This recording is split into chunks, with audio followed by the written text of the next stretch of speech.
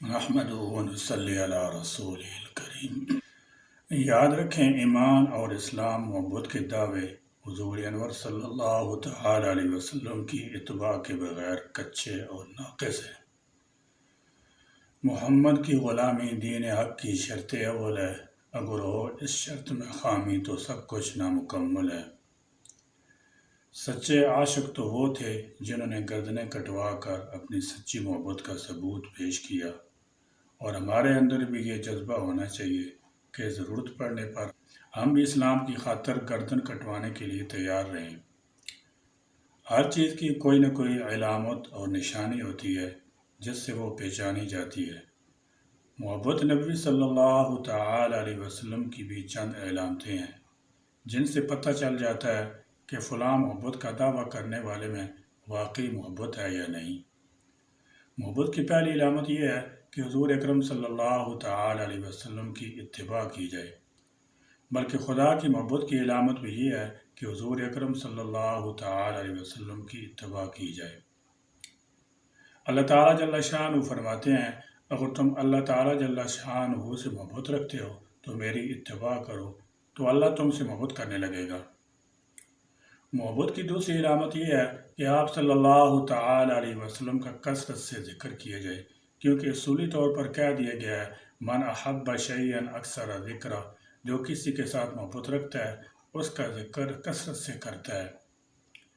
زندگی کے ہر مسئلے میں آپ صلی اللہ تعالی علیہ وسلم کا حوالہ ہو، آپ صلی اللہ تعالی علیہ وسلم کے واقعات بار بار دہرائے جائیں، سیرت اور احادیث کی کتابوں کا مطالعہ رکھا جائے۔ محبت کی تیسری علامت یہ ہے کہ آپ صلی اللہ تعالی علیہ وسلم کے لائے ہوئے دین کے ساتھ اتنی محبت ہو کہ اس کے لیے سب کچھ قربان کرنے پر تیار رہے۔ قرآن و سنت کی تبلیغ و اشاعت کے لیے ہر تکلیف خوشی سے برداشت کر لے۔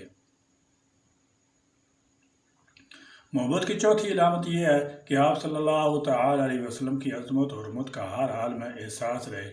آپ صلی اللہ تعالی علیہ وسلم کا ذکر آئے تو درود شریف پڑھے، آپ صلی اللہ تعالی علیہ وسلم کا نام لے تو تعظیم کے ساتھ لے۔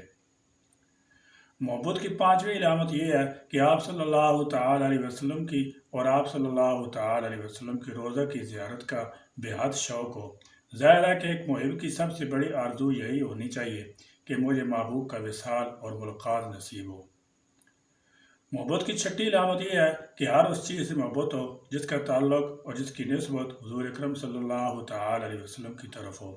آپ صلی اللہ تعالی علیہ وسلم کی خاندان سے محبت ہو، ازواج مطہرات رضی اللہ تعالی عنہن سے محبت ہو، صحابہ کرام رضی اللہ تعالی عنہم سے محبت ہو، آپ صلی اللہ تعالی علیہ وسلم کے شہر اور اس کی گلی کوچن سے محبت ہو، آپ صلی اللہ تعالی علیہ وسلم کی زبان سے محبت ہو۔